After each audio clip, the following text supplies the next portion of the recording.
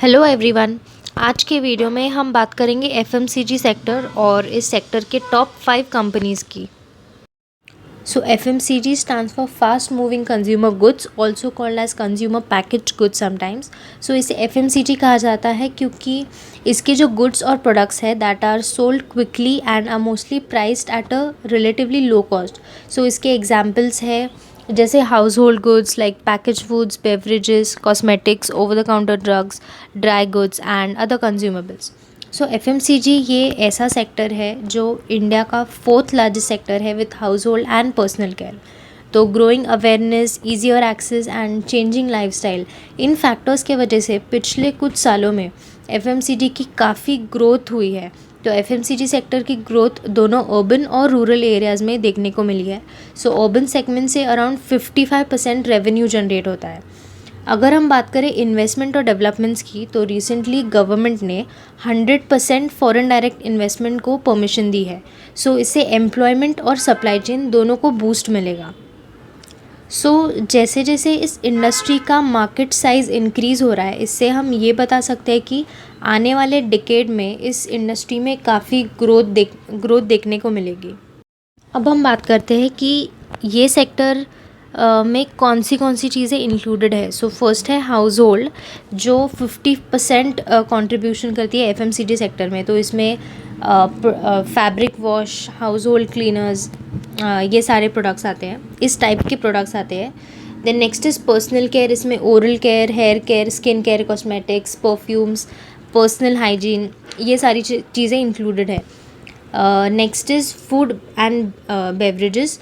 सो इसका 19% कंट्रीब्यूशन है FMCG sector में। इसमें health beverages, bakery products, snacks और जो डेयरी प्रोडक्ट्स है ये सारे इंक्लूडेड है। नेक्स्ट इज़ हेल्थ केयर, तो इसमें ओटीसी प्रोडक्ट्स इंक्लूडेड है, ओवर द काउंटर प्रोडक्ट्स, और इसका ऑलमोस्ट 31% कंट्रीब्यूशन है एफएमसीजी सेक्टर में।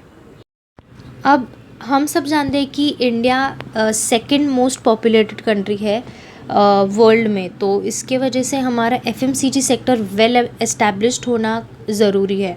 सो लाइफस्टाइल और ट्रेडिशन में चेंजेस होने के वजह से इस सेक्टर पे उसका पॉजिटिव इम्पैक्ट हुआ है।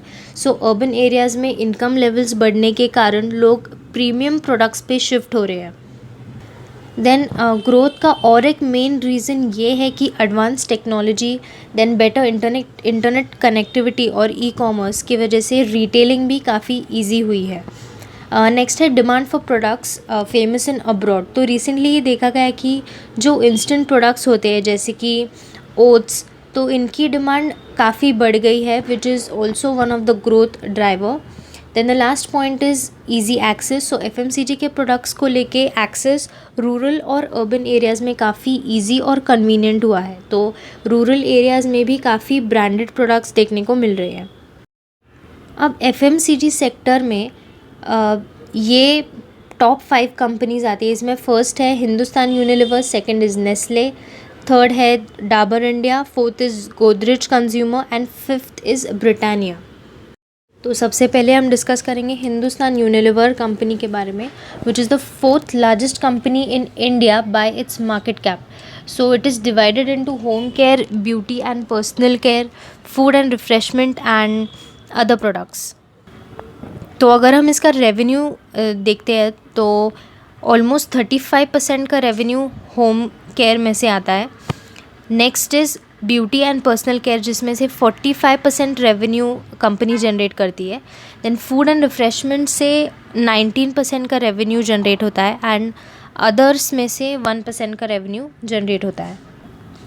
सो this company has almost 21,000 employees and has almost 44 plus brands across 14 distinct categories, and there are 8 million plus outlets in India.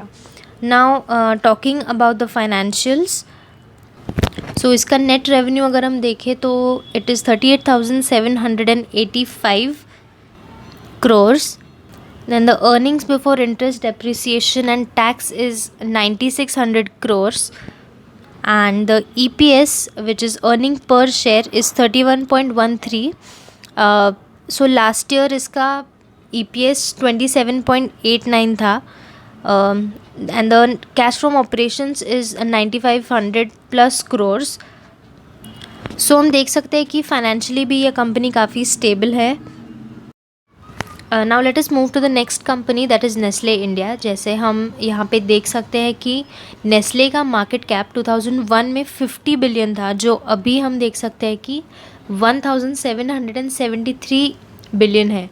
So almost 35 times से ग्रो हुआ है।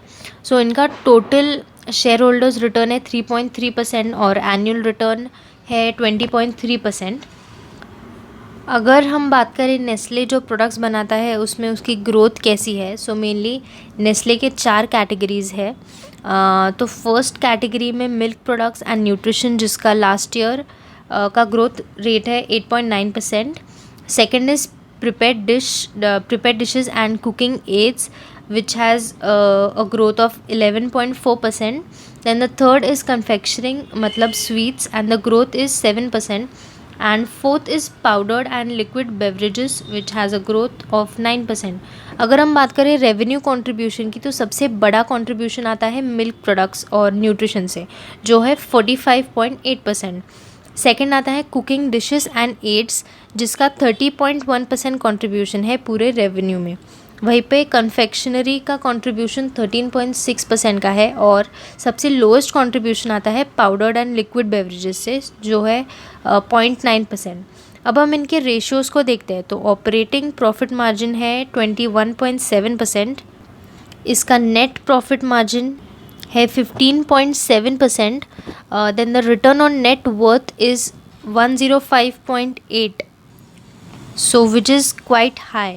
Then the current ratio is 1.7, the inventory turnover ratio is 9.8, and the debtors turnover ratio is 91.9, which is also quite high. So इससे हम बता सकते हैं कि Nestle के फाइनेंशियल्स भी काफ़ी अच्छे हैं। Next company is Dabur, which has a market cap of 95,000 crores. The company has a legacy of over 133 years in India. So Dabur is today India's most trusted name and the world's largest Ayurvedic and natural healthcare company. So Dabur has a wide range of products in segment of hair oil, shampoo, healthcare, digestives, skincare, food, home care and oral care. तो अगर business performance की बात की जाए तो consolidated revenue growth 10% है। Then the volume growth in domestic FMCG is 12.4% and the net profit growth is 17.2%. Now talking about their operational excellence, so they have their manufacturing presence in 9 countries and about 12 manufacturing locations in India and 8 overseas manufacturing locations. तो अगर हम इनके financials को देखें तो हम देख सकते हैं कि the revenue from operations, the operating profit, then the PBT, PAT, earnings per share, dividend, market cap, ये सारी चीज़ें पास्ट 10 ईयर्स में इसमें काफ़ी ज़्यादा ग्रोथ देखने को मिली है। The market cap was around 18,536 crores, which has grown to 95,529 crores, which is like 5 times. And the earnings per share was 3.7 in 2012. Currently it is 9.6. The operating profit was 890, which is currently around 2000. So financially Dabur India is also a very good company. अब fourth company है Godrej consumers. तो this company has a market cap of more than 80,000 crore. Talking about their products, so इनके जो personal care के products है, इसका 22% का contribution है पूरे रेवेन्यू में। देन हेयर केयर का 31% कंट्रीब्यूशन है। Air care has a contribution of 8%. Then household insecticides has a contribution of 28%, and other products have a contribution of 11% in their total revenue. अगर हम इनके ratios देखें तो debt to equity ratio is 0.03, which is we can say that the company is almost debt free. Then the current ratio is 1.14, which is quite good. Then the asset turnover ratio is 3.63. Inventory turnover is 9.19. The debtors turnover is 22.62, which is very high. The interest coverage ratio is 65.25, which has almost doubled in a year. Then all the margin ratios are also good. So the fifth largest company according to market cap in FMCG sector is Britannia Industries. So this is one of the leading companies in FMCG और इसकी legacy 100 years से भी ज़्यादा है. Company का annual revenue 9,000 crore से ज़्यादा है और this is one of the most trusted food brands. This company manufactures India's favorite brands like Good Day, Tiger, NutriChoice, Milk Bikis and Marigold, which are household names in India. So Britannia एक ऐसा brand है जो कई सारे generation से पसंद किया गया ब्रांड है and it's product portfolio includes biscuits, breads, dairy products, cakes, rusk and cream wafers. So Britannia के products across the country available है